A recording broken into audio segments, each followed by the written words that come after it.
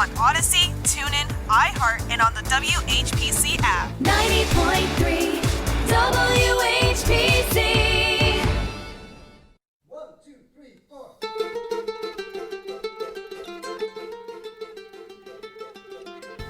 Hi everyone. This is Jewish Talk coming to you from Nassau Community College on 90.3 WHPC. Also streaming on the nccradio.org. That is a web address, nccradio.org. Tell your friends and your neighbors. This program is later archived on Spreaker.com. This program is repeated for your listening audience and your pleasure Sundays, 11 p.m. So if you're here this morning awake at 8 a.m., you're one of the lucky ones. You're getting it first time. And, of course, at Sunday night, 11 p.m., it's already baked over. So hi there. My name is Rabbi Perl. Good morning, good afternoon, and good evening. This all depends on when you're listening and watching. Gewalt, how could I forget? You can see us right now. I'm actually waving right to the left, Facebook Live at WHPC. Or my own page at facebook.com, Anshul Pearl. So hello on the radio, hello online, hello to the world. So please don't hesitate to make a post, a question, Boker Tov. People think I read Hebrew, so they send me Boker Tov. What does Boker Tov mean? It means good morning. Thank you, Gene. Thank you, Eitan Kalshevsky. Thank you so much for your wonderful article and the ongoing conversations that we have around the world. So let's get right to it. Let's go, baby. Hold on to your seat.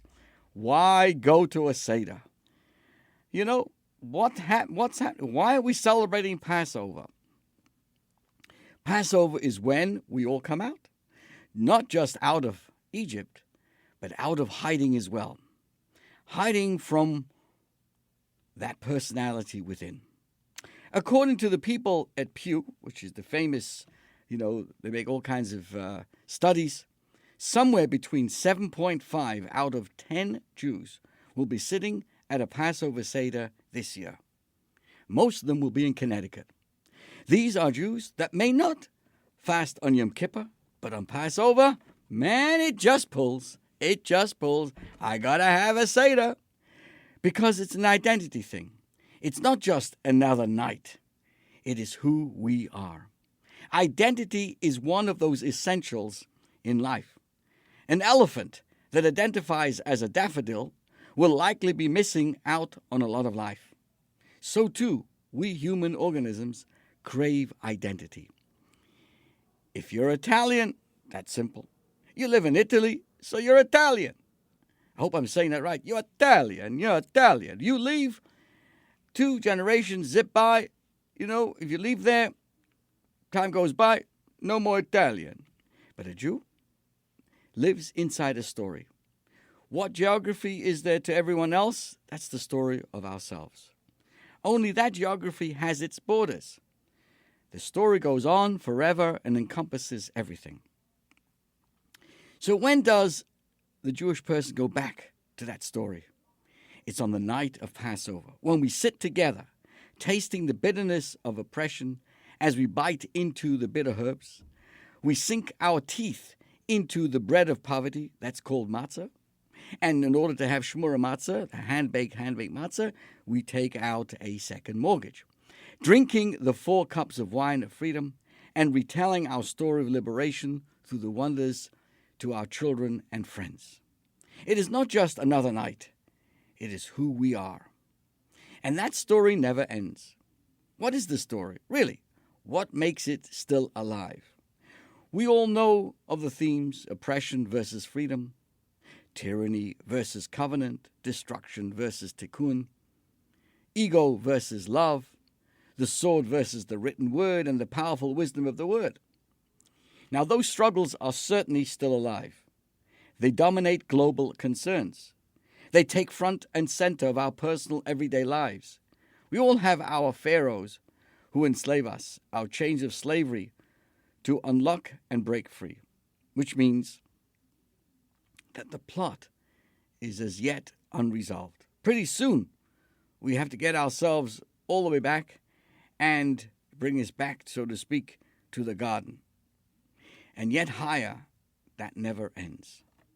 That's why it's such a critical story for everyone on this planet, for everybody.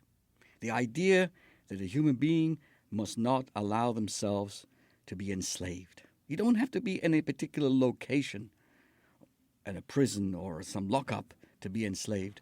One can actually put yourself into your own enslavement by not allowing yourself to reach the potential that you can, by giving yourself excuses that I've lived a certain way for so many years and there's no way I can change myself. This is what the Seder is all about, allowing us to once and for all say to ourselves, that's the vital message of the Seder, that I can liberate myself. I can allow myself to grow and not fall into the same trap of the continuity of uselessness in life.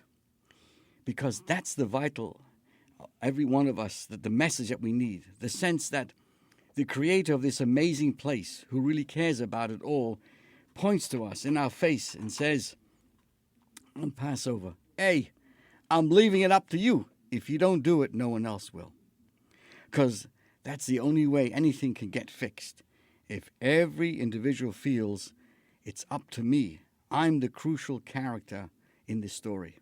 Turns out that the essential power of freedom, of tikkun, of healing, and changing anything at all can be summed up in one word: chosenness. And that is what Passover is all about. Be a star. This year, be a star.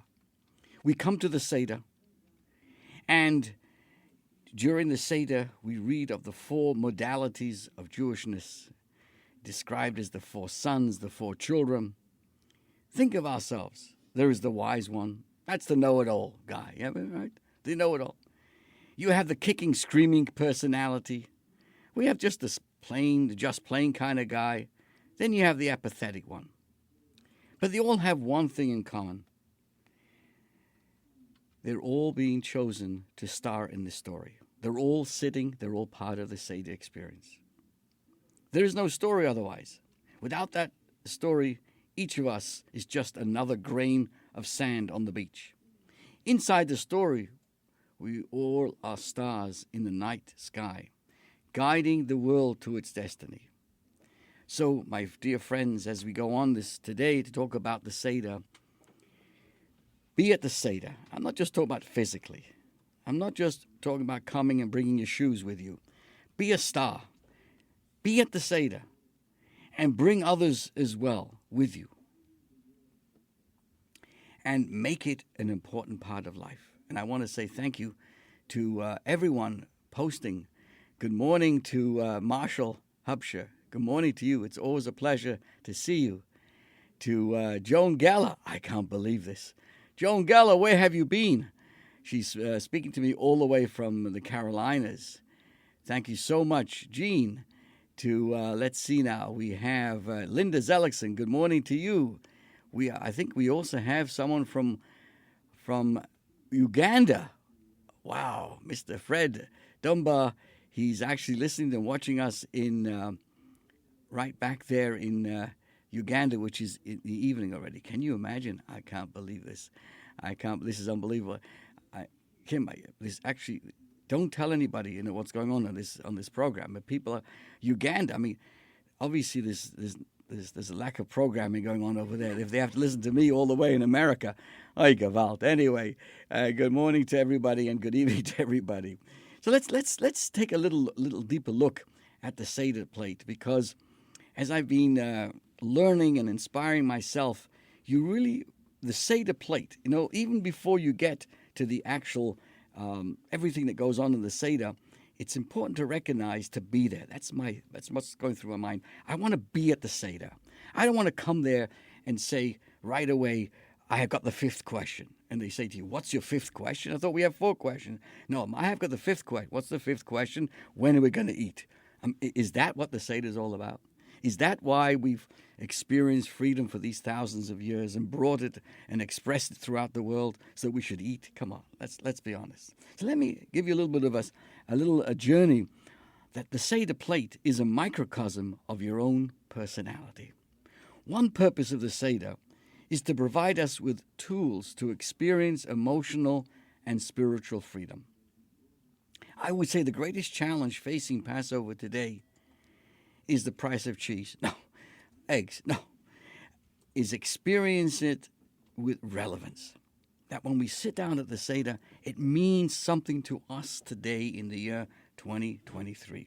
The only way that it will be fully embraced is if it is seen as indispensable, as a resonating experience that addresses our personal lives with profound relevance. And the only way to understand Passover's relevance is to probe into its soul. Like everything in life, if you only look at the surface, you will not appreciate its true personality. Like all Jewish traditions, Passover has a body and a soul. The body consists of rituals, laws, structure of tradition. The soul is its inner meaning and significance.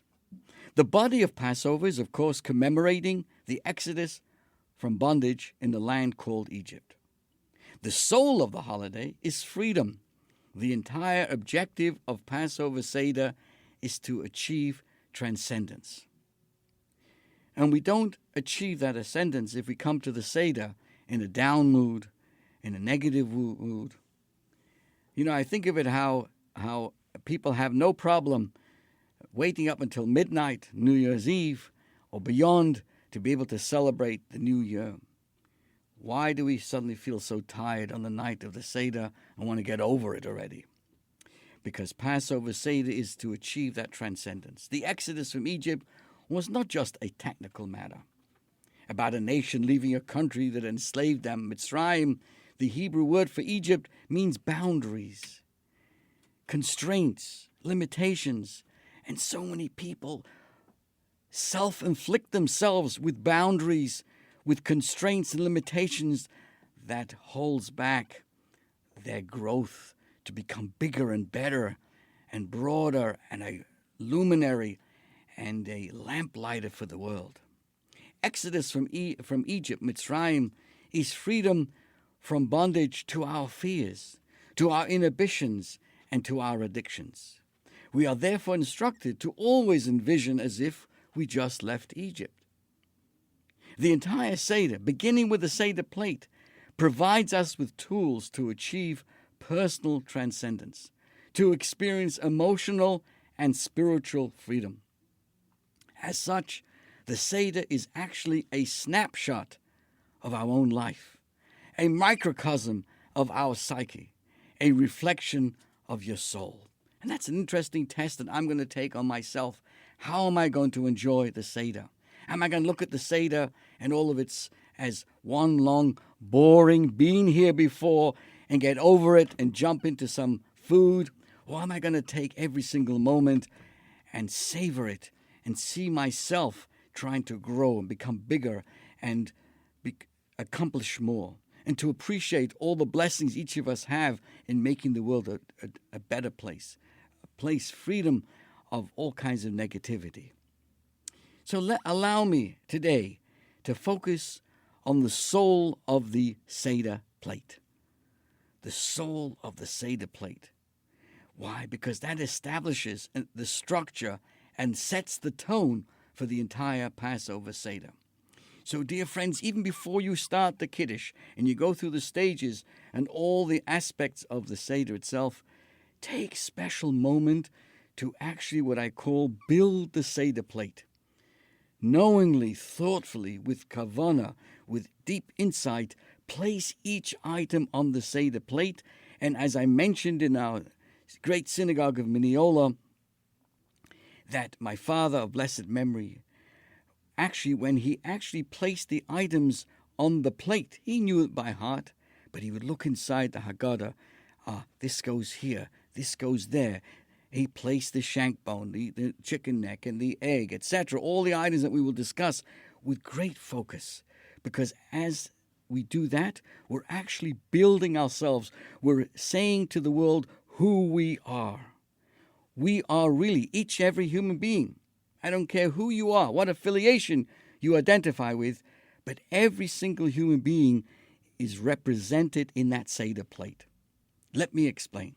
First thing we do on Passover night, before the actual Seder, is to construct, is to build, is to place the items on the Seder plate. It's called a ka'ara. The plate consists of 10 items, 3 matzahs, 6 food items.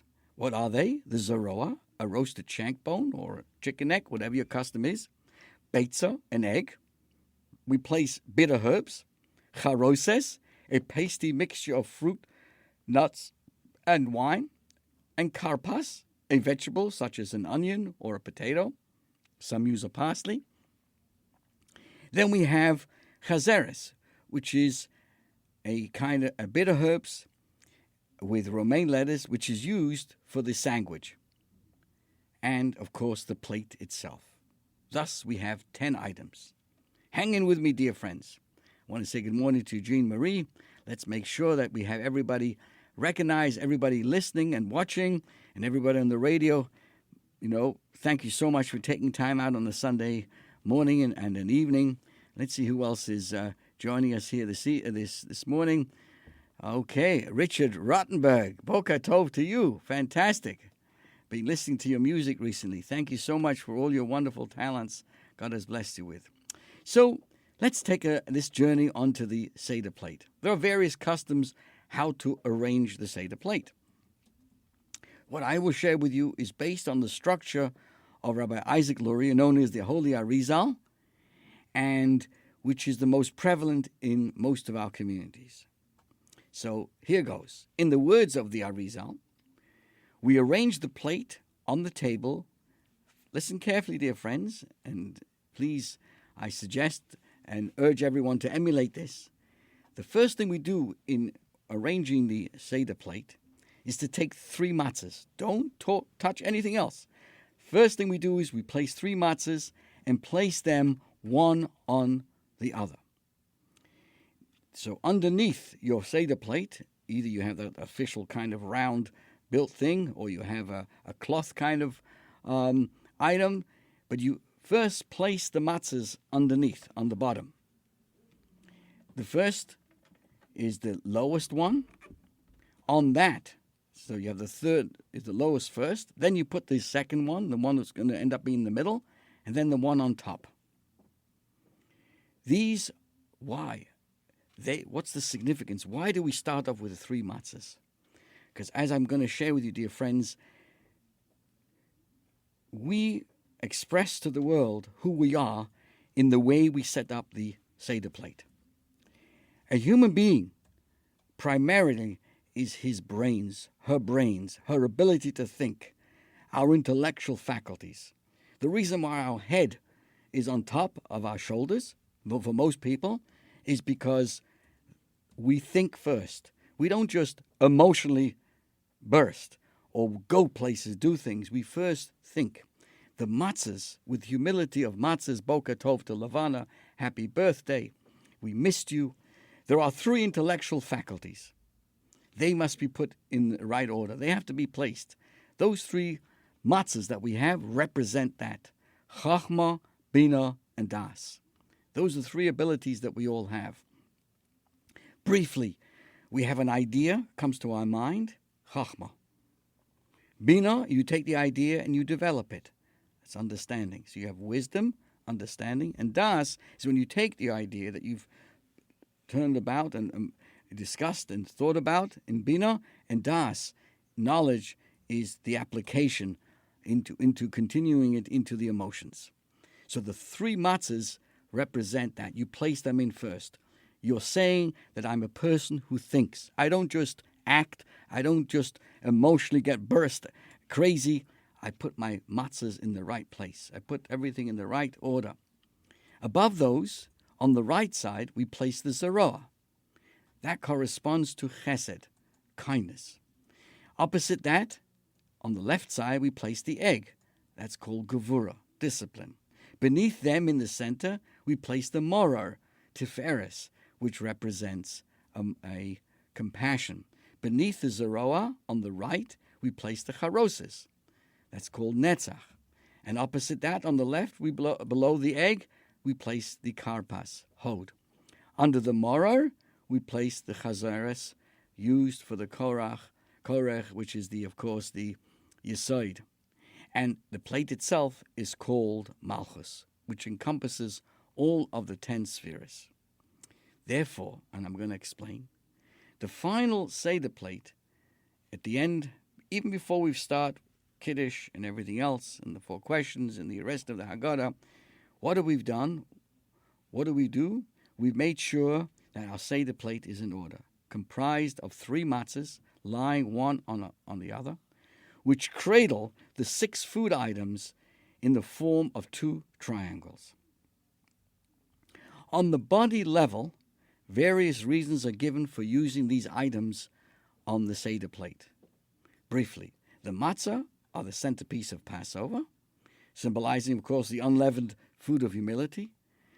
That's what the Jewish people ate as they left Egypt. The shank bone symbolizes the Passover lamb offering at the time of the temple, which was roasted and eaten as part of the Seder night meal.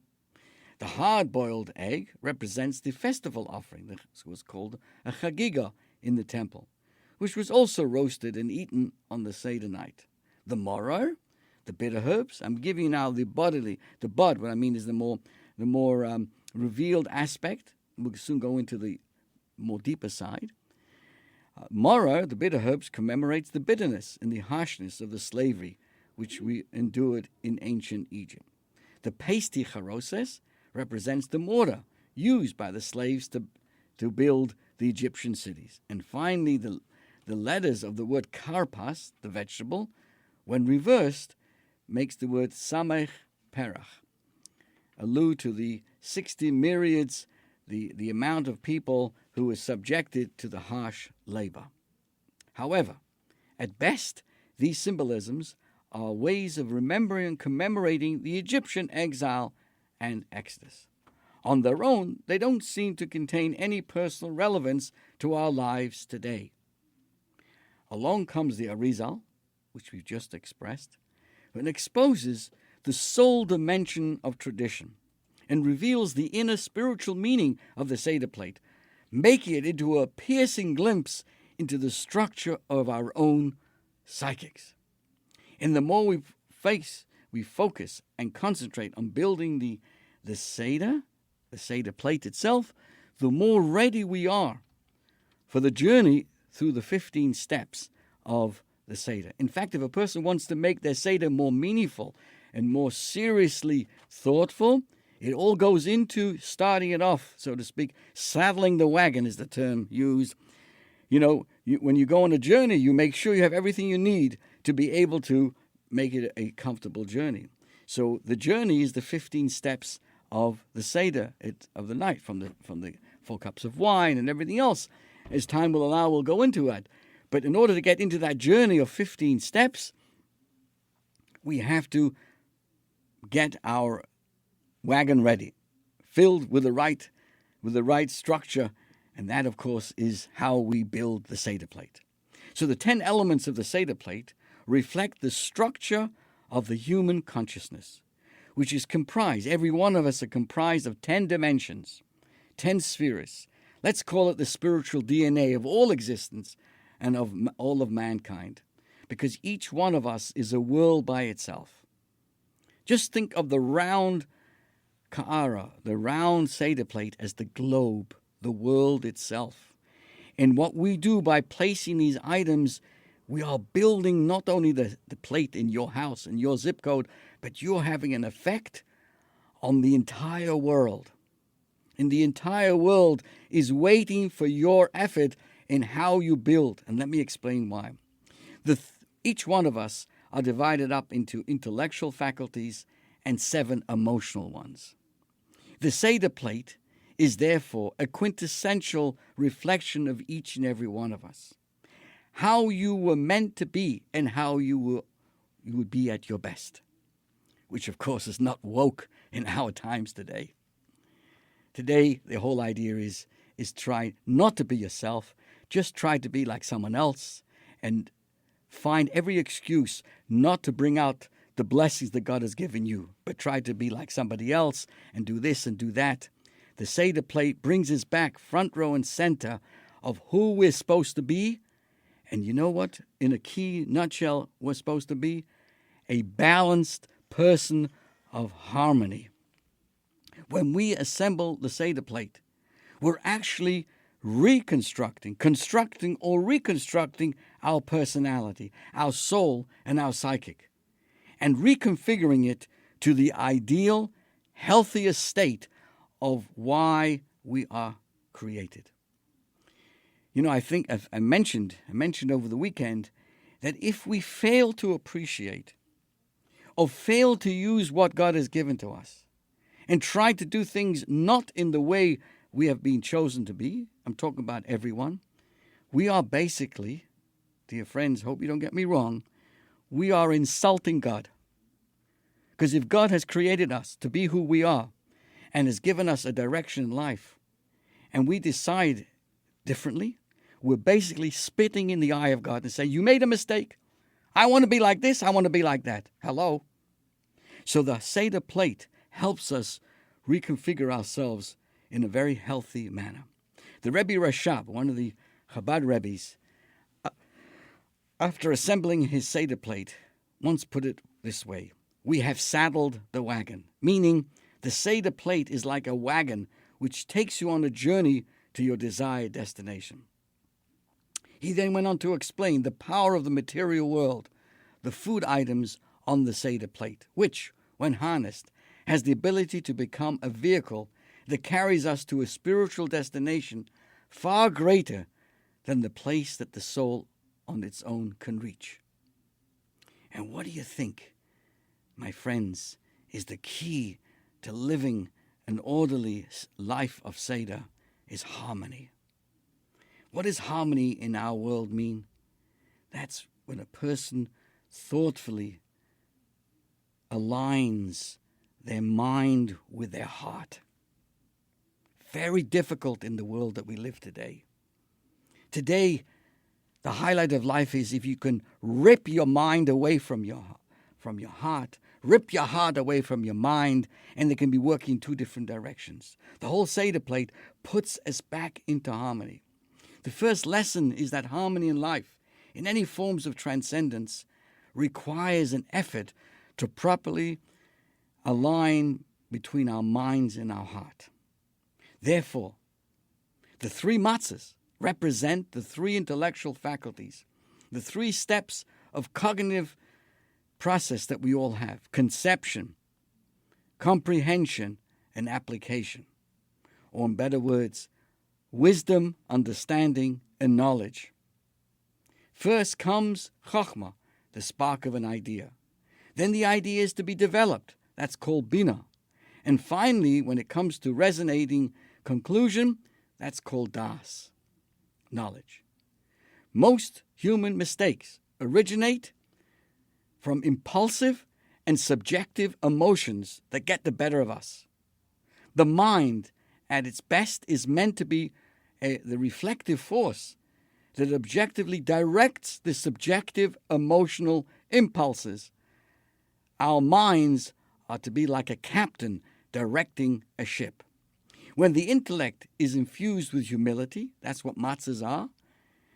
Matzahs are thin, low, flat, representing humility. When a person is infused with that kind of approach, then that person can become an objective captain of the ship of emotions, reflecting and ensuring that the emotions are not manipulated so they become channeled into negative, but into a healthy direction. Furthermore, in Chabad is the custom, the three matzahs that we choose for the Seder plate, we look very carefully through the box to find matzahs which are curved, kind of, not mamish, straight, flat, but curved, concave, so to speak. Why? Because they are to carry the 6 items. The humble intellect serves like a container that cradles and protects the 6 emotions. Those are the 6 things that we're talking about that are placed on the plate, on the Seder plate itself. We too must ensure that our minds, infused with humility, learns to control our emotions, our passions, and our desires. Now we move into the actual emotional experiences of our lives, which divide up into 6, 7 dimensions. As I mentioned before, chesed, loving kindness, gevura, discipline, tiferes, empathy, netzach, endurance. These are the main 6 emotional characteristics of every human being. Humility, bonding, and dignity. That's Yesod and Malchus. When we allow the humility of the matzahs to permeate our emotions, each of these emotions will function optimally with the right balance between them all. The outstretched arm of the Zaroa, that's the chicken bone on the right-hand side, when we place that on the plate, that expresses the nature of love, chesed. Love is the root and the single most important of all emotions, the ability to give, to reach out, and to care for others. That's why we thoughtfully concentrate. The first thing we put on the Seder plate is that neck, that's called the Zaroa, because the first thing, the root of our lives should be filled with kindness.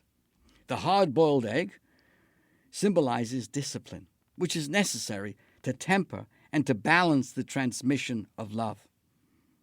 And if we had more of that today, we would have less woke. Unchecked love can hurt the person you love, just like a flood can destroy fields. For love to be effective, it needs to be measured.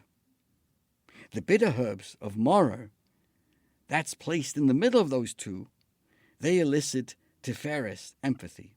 Eating the bitter herbs is not about us feeling the bitterness of bondage. It's about empathy that it elicits, the divine empathy and the compassion we must feel for each other. Boils down to one word, my friends: living a life of harmony. Even in our present time of blessed prosperity, we do not need to have actual bondage to feel sadness. Today, our sadness is about not feeling close to the divine. In addition, our challenge today is complacency, never to take our freedoms for granted, and remember that as long as we live in any form of constraint, we must cry out, and that cry will evoke channels of empathy. The pasty charoses reminds us of the clay and the mortar by the slaves to make bricks and build the cities. Mortar, like cement, is known for its strength and its endurance. That's the netzach. Yet the primary result of the hard work was that it taught us to be strong and enduring in our faith. As it says, the more they oppressed, the more kashiyano isoi kain yifrites. That is why we use the charosis. It's a mixture of ground apples, pears, nuts, and wine. These are all symbols of strength and virtue to teach us the lesson of endurance, how to withstand and grow through every challenge, as opposed to today when everybody just capitulates because this is said like this and this one said like that, etc., etc. Be strong, stand tall, stand proud. The vegetable, the karpas, which grows low, reminds us of humility, hod, that is required in life, and especially the yielding necessary to balance the driving force of endurance. The chazeres, which is the last one in the middle of the lower triangle, is eaten in a form of a sandwich, represents the emotions of bonding, uniting with those we love and with God.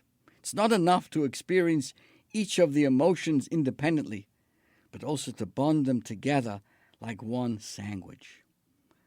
What's that word again? I'm going through my mind. Harmony, balance, no extremes. That's why the Seder plate has a balance. There's to the right, there's to the left, then you have one in the middle, then you have it a second time. The charoses, the karpas, and then the chazeres, again on the lower triangle, again, one big word, harmony, balanced, no craziness, no extreme garbage. Bonding like empathy is the center force that integrates the right and the left. And like empathy, which is elicited through the bitter cry of the bitter herbs, Bonding is also an experience that requires a cry from the depths of our soul, a deep feeling that needs fuel, and that fuels bonding. True dignity and self-confidence comes from a sense that you were created in the divine image.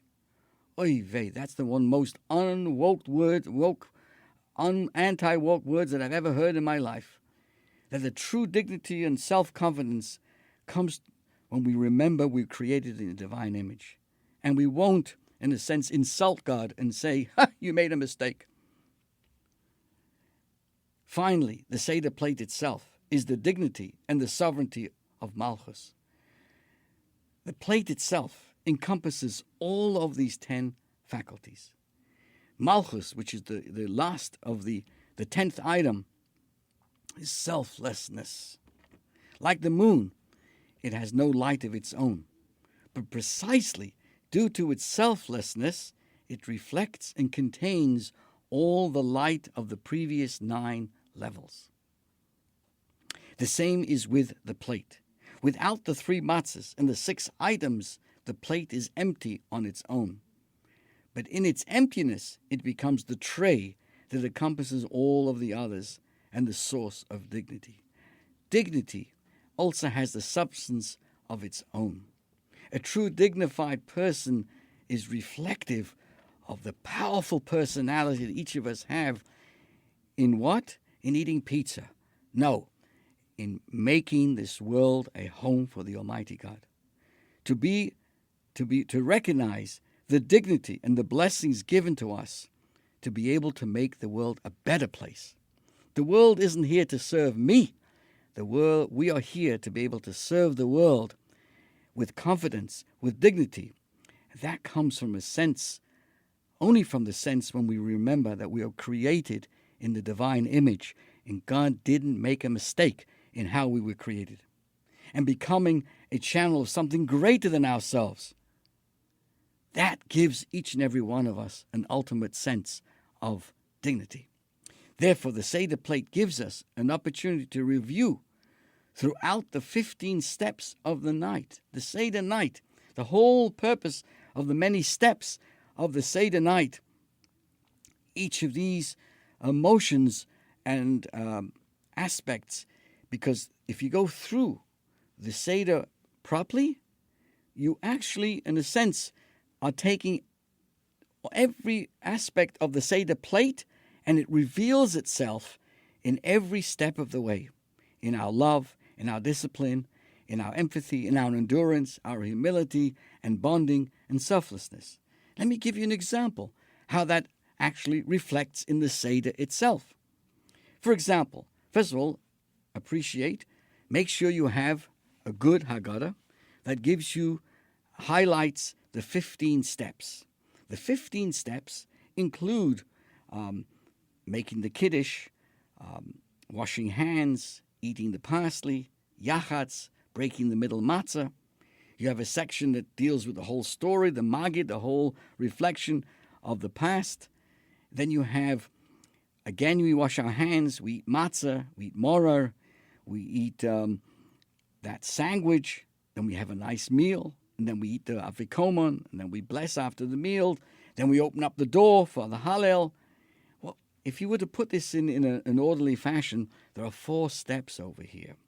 Every one of us, dear friends, have our senses, how we express our love, our discipline, our empathy, and our endurance, and our humility, etc., etc.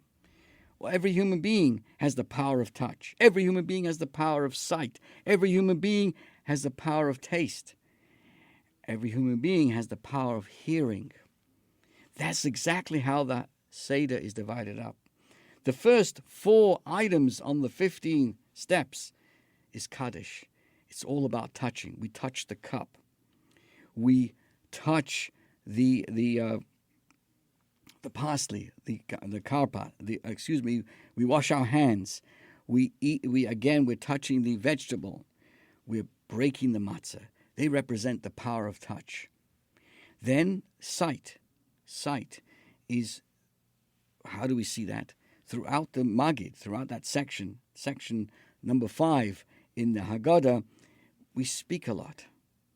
And what do we speak about? The matzah, the morah. We focus it, we open the matzah, we close it. It's all about seeing, looking at things in a more deeper way. So while the first part of the Seder speaks about action, touching things, the second is more about speech through and looking at things, looking at the matzah, looking at the items on the Seder plate. Then we have, in step number 3, the section that deals with taste.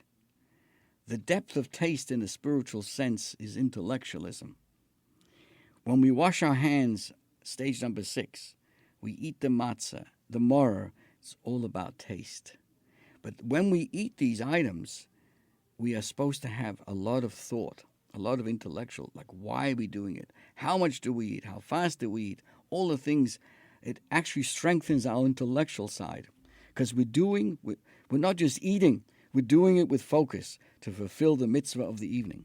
So you have action in the first stage, speech in the second, when we talk about, we do a lot of talking over the Haggadah, the Manishtana, and the children and everything else that included in that section.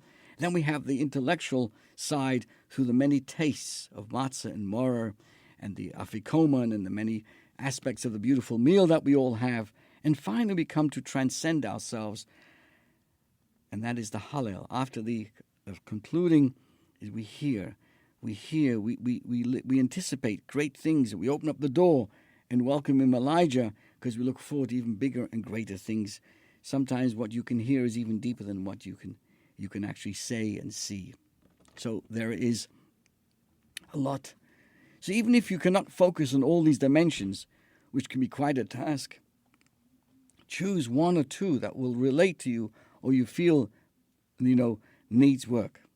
As the Seder proceeds, concentrate on these characteristics and look for ways to repair or improve our attitudes in all these areas that we've been discussing. Obviously, much more can be said about each of these dimensions, but hopefully this short presentation will suffice to get the ball rolling in making our Seder so much more meaningful.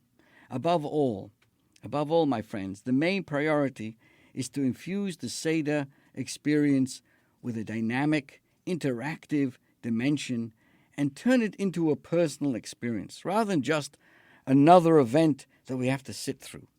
Just imagine experiencing the Seder in this personal way, and how much more powerful would we be and our children experiencing the evening if it was done in such a manner. Some food for thought as we prepare to celebrate the night that is different from all other nights. And I hope this has provided us with more deeper understanding and in how to make our Seder more important. So, before I continue, I just want to say, may you and we all be blessed with a very transcendent Passover, one that opens up new channels of hope and trust. And together with all the blessings from above, may we each do our part to generate blessings to the world around us. So again, the best way to begin is through infusing our Seder, whether you are the host or a guest, with profound personal relevance. And as I said earlier on, remember these words. The words of the Rebbe Rashab. He was the previous Chabad Rebbe's father. He said the words after he prepared the Seder plate. Now we're ready. Our wagon has been saddled. Saddle your wagon. Think of the Seder night as a journey. Think of the Seder night as one of your best cruises that you took to the Bahamas. One of your best vacations to, out to the Hamptons. I don't know. Just take one of your best trips and imagine that at the night of the Seder. I'm going to enjoy myself. I'm going to elevate myself. I'm going to make it very personal. And I'm going to make everybody else at the Seder table feel they're part of that journey. That we're all of us are looking forward on the night of Passover for an exhilarating journey into the night and beyond. And that is how we take the 15 steps as spiritual instructions to internalize these 15 steps of the Seder, and it helps us to present and to face any challenge that we may have in so many different ways. Let me just briefly point out as well, which is really something that I always love to share, is to appreciate that the 4 cups of wine,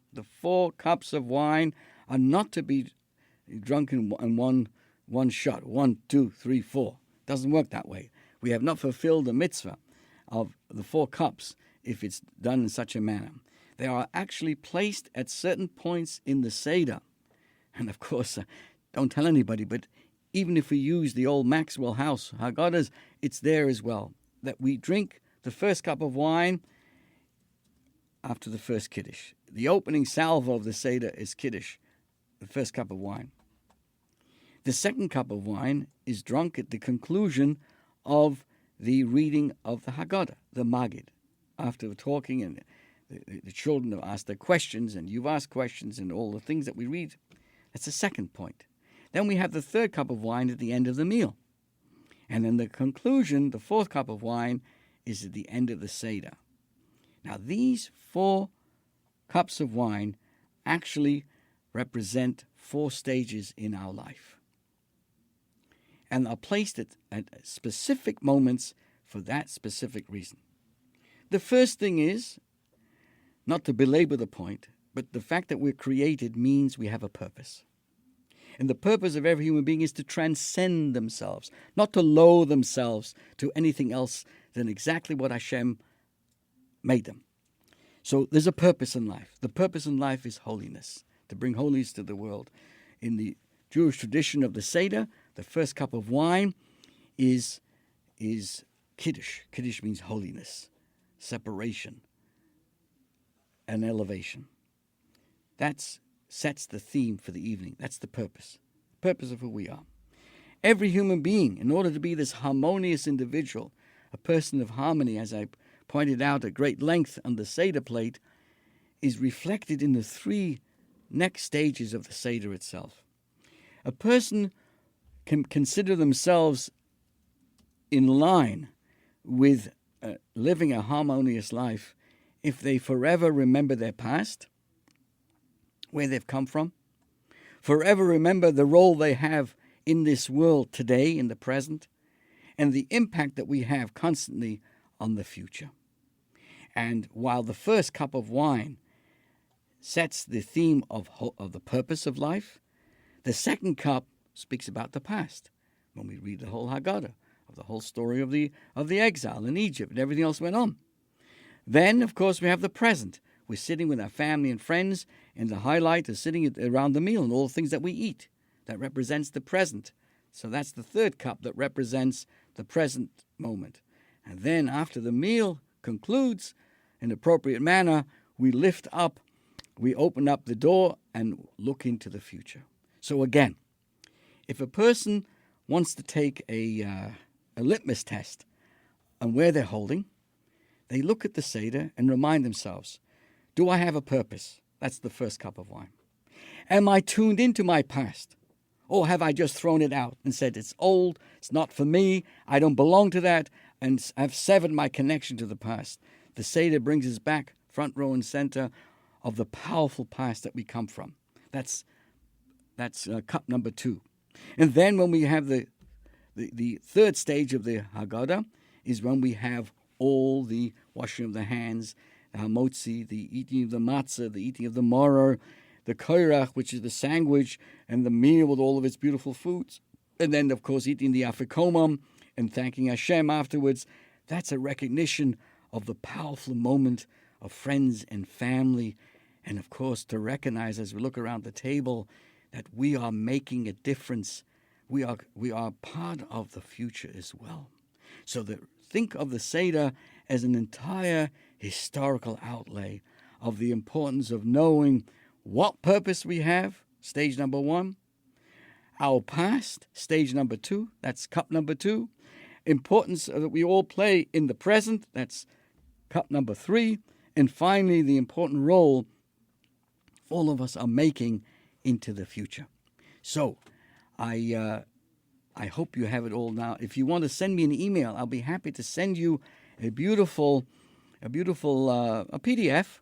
It actually, in a kind of a graph, divides up the Seder and how it outlays and how it unfolds in terms of the senses, the four senses of touch, sight, taste, and hearing, how it reflects the purpose, the past, the present, and the future, and how fascinating these four cups that I keep on mentioning actually reflect the four matriarchs of the Jewish people, because each in their own way established the entire panorama of who we are.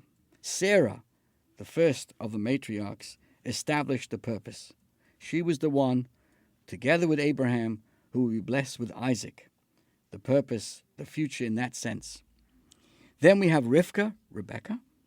She's very much reflected in the second part of the Haggadah, because the second part of Haggadah is built in such a way where we start on the low and then we move up into a higher level.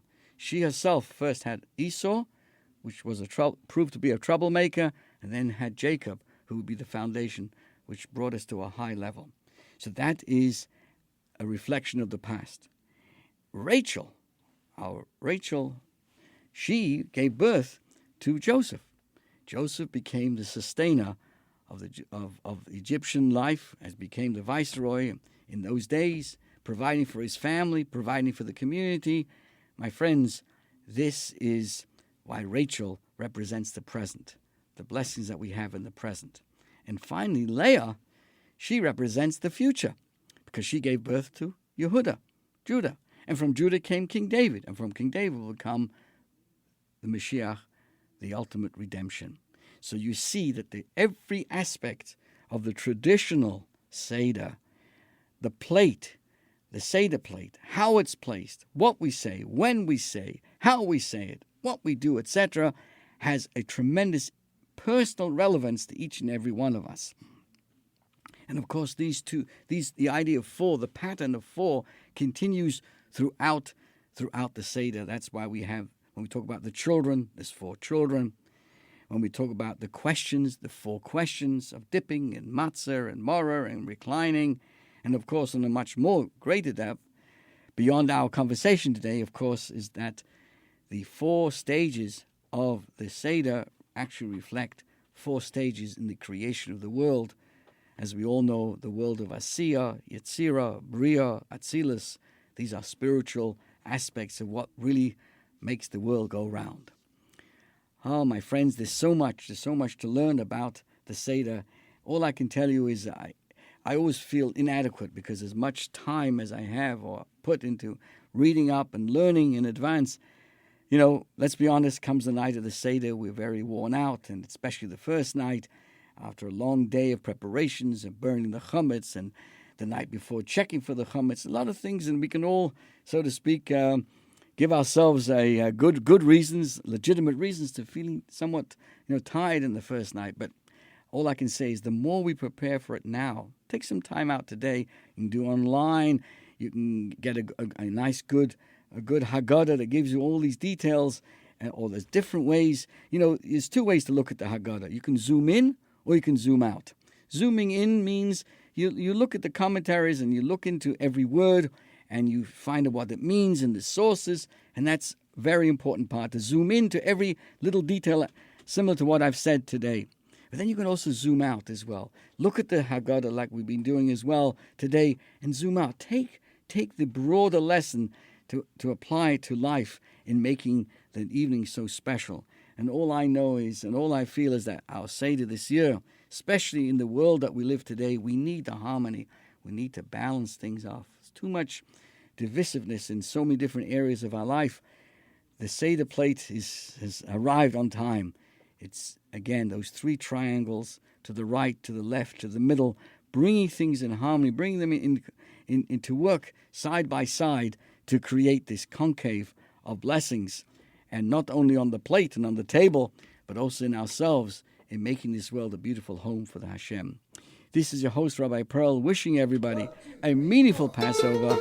Stay well, sei gesund. My email is rabbiperl@chabadminiola.com, and I'll be happy to send you this PDF on the outlines of the Seder in a meaningful way. Stay well. Thank you for joining us. Until next week, a wonderful week.